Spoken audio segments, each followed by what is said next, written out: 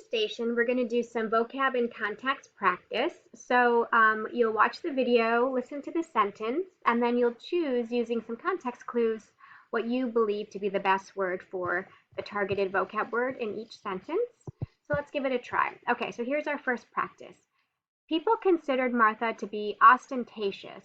She wore bright clothes, maintained a unique hairstyle, spoke loudly, and liked attention. So given the context clues in the sentence, select what you believe to be the best answer for the meaning of ostentatious. Okay, hopefully you identified flashy. Flashy means kind of loud and attracting attention, and there's a couple different things in the sentence that could draw you to that correct answer. The fact that she wore bright clothes, she had a unique hairstyle, she spoke loudly, she liked attention, all of those are kind of flashy behaviors or drawing attention behaviors.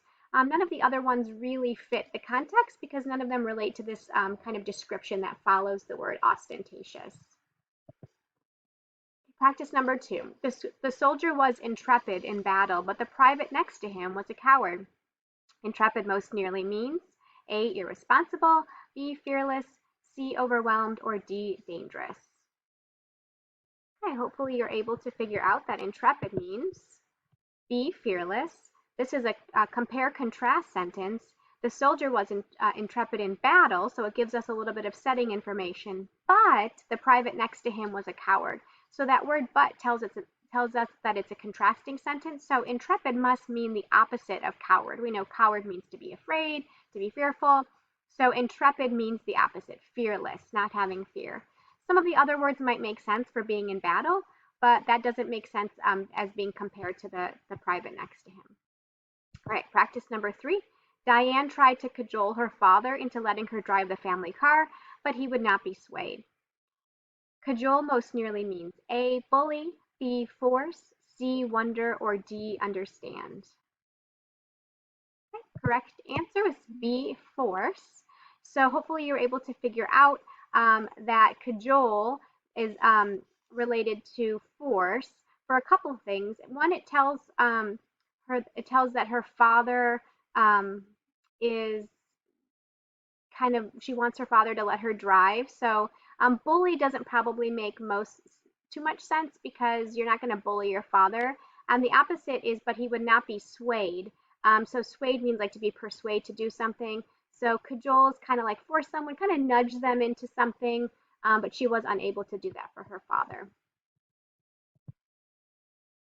The storm was capricious. It was headed eastward, then took an abrupt turn northward, and then suddenly gave up altogether. Capricious most nearly means A, dangerous, B, extraordinary, C, changeable, or D, unnoticed.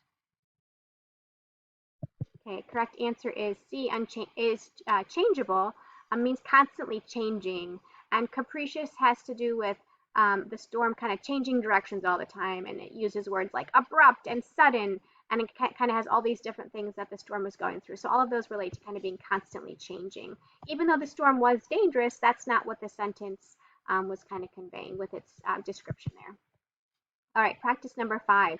Because a cursory examination of the ruins indicates the possibility of arson, we believe the insurance agency should undertake a more extensive investigation of the fire's cause. Cursory most nearly means A, historical, B, unusual, C, confusing, or D, quick. Okay, the best answer here, oops, it should have D highlighted for quick. The best answer, and the reason why it's quick, this is a cause and effect sentence. So the term because tells us because this first thing happened, the second thing should happen. So because a cursory examination of the ruins indicates the possibility of arson, the insurance agency thinks that you should undertake a more extensive investigation.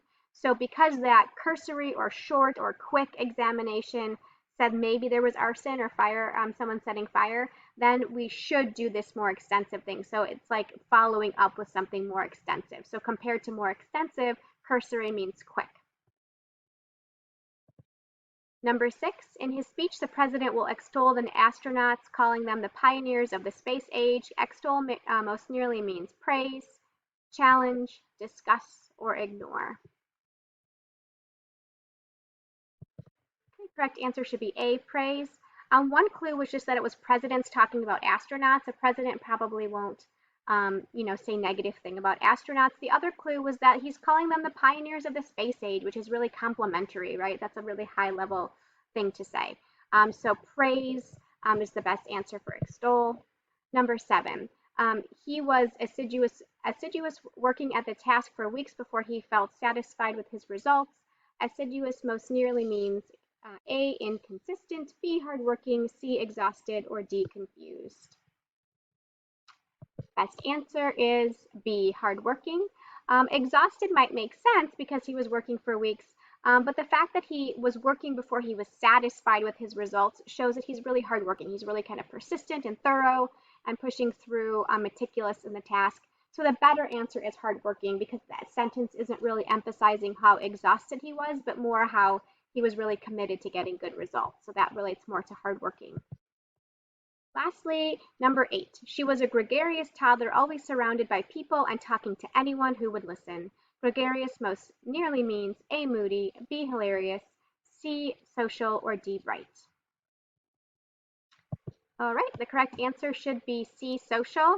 Some context clues was that she was always surrounded by people and talking, and that is a very kind of social behavior. Maybe you were attracted to hilarious because toddlers can be hilarious, but it doesn't really speak to that in the sentence. It's more just about talking to people, being kind of talkative and social. So hopefully that gave you a little bit of practice with just like being able to break down sentences, focusing on context clues, and coming up with the best answer. I'm going to challenge you right now to submit your own sentence that does the same thing. So there's a Google form waiting for you. You're going to grab the Google form.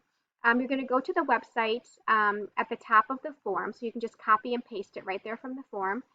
And from there, you're going to choose a word that you don't know, one that's unfamiliar to you. Look it up, make sure you have a solid definition of it, make sure you really understand what it means. And then you're going to, in your Google form, submit your own sentence. Remember not to put the definition of the word in the sentence, but just give us enough clues that we could come up with a pretty good guess.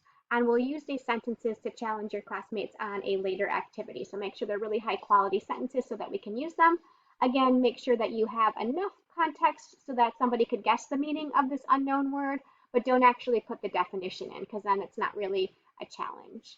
Okay, so that is your last task for this station.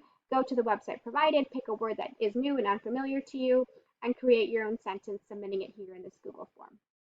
All right, good luck.